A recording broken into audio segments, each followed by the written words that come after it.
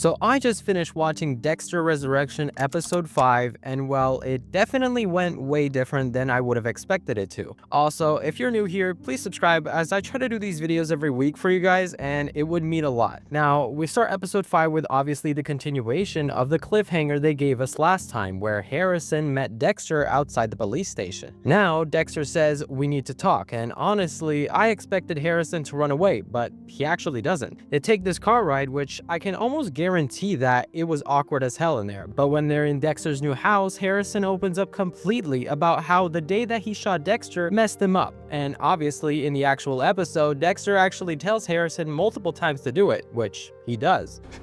You have to take the safety off, just like I showed you. But that's besides the point, because after Harrison opened up, Dexter starts doing the same thing, which in my opinion is a great way to add depth into their father-son relationship. Now, remember when we saw that scene of Harrison just freaking out alone in a room with Ryan Foster's watch? Well, he actually still has it on him, and this time Dexter takes it like a good boy. After hearing out Harrison, Dexter realizes that they're not the same after all, which I wouldn't be surprised because we literally saw this in New Blood, but I guess Dexter just doesn't have the memo. Oh, and he straight up leaves. Either way, if you saw the last episode, we saw at the end where Harrison called Detective Wallace and quickly hung up. Yeah, the annoying one. But today, she called him and wanted to see him in person. Now, this is where I believe Harrison starts talking a bit too much. I felt so guilty when I found out who that guy was. Guilty. That is an interesting word choice. Wallace shows him a newspaper article about how he stopped the school shooting when he was in Iron Lake. She also tells him that he's not under arrest. Yeah, this could absolutely be a simple foreshadowing on what we get in the next episode. But then we see Dexter obviously working his job, and he suddenly gets the feeling to call the one person that makes him act up. Mia, or Lady Vengeance. I'll call her Mia because Lady Vengeance is a terrible name in my opinion. Dexter asks Mia on a date, and she agrees. Now, mind you, she's the girl that Dexter ran from instead of having you-know-what with her. Something just came up. What? Thanks for the run.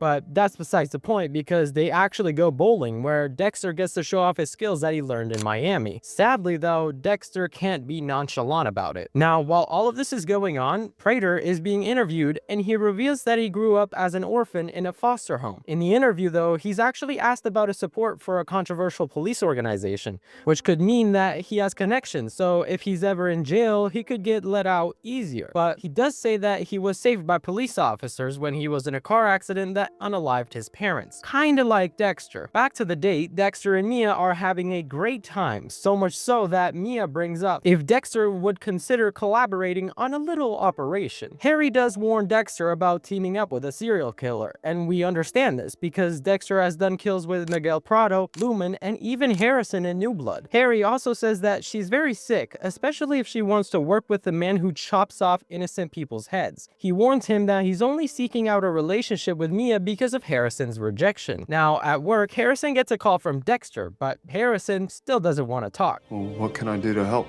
Nothing.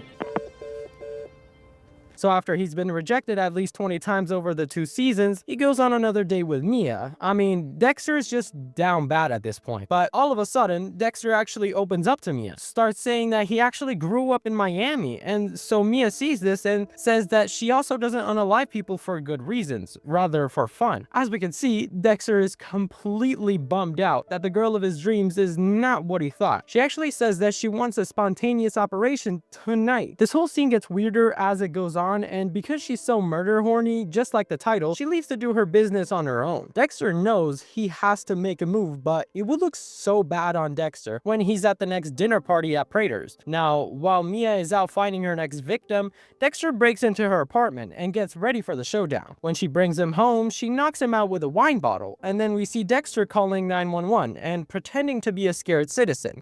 There's a guy screaming next door. I think some chick's trying to murder him. I heard her call herself Lady Vengeance or something.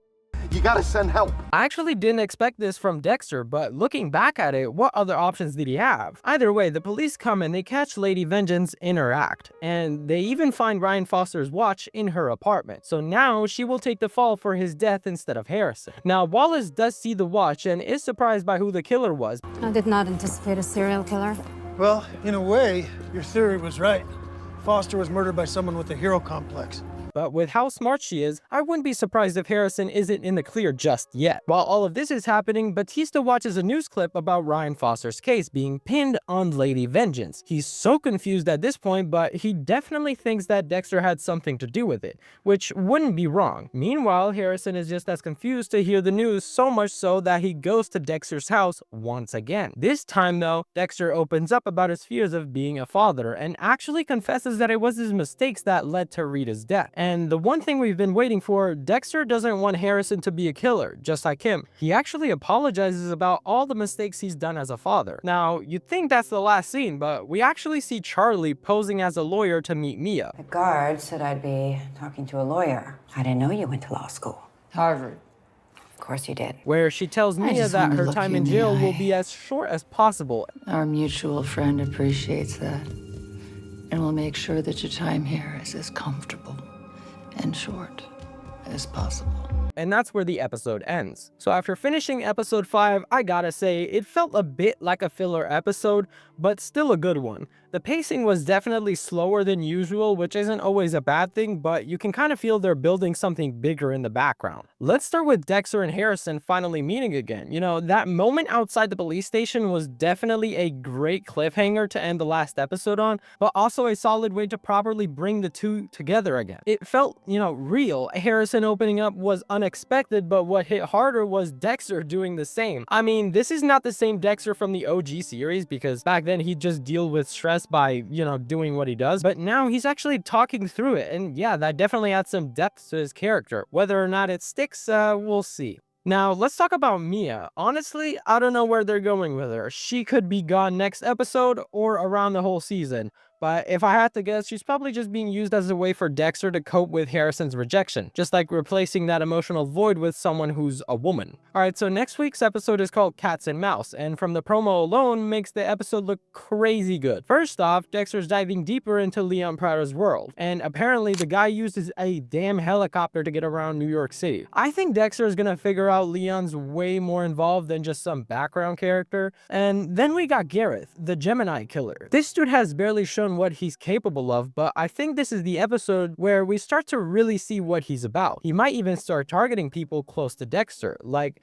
imagine if he went after Mia just to get in Dexter's head. It's definitely a theory. Dexter's and Harrison's relationship is still shaky, but I feel like Dexter's gonna lean more into the mentor role now, kind of like Harry used to guide him, but you already know that's a ticking time bomb. One wrong step and boom, everything falls apart. Batista and Wallace's investigation is still ongoing, but I wouldn't be surprised if they start putting the pieces together about Harrison. This episode might be the one where all the threads start pulling together.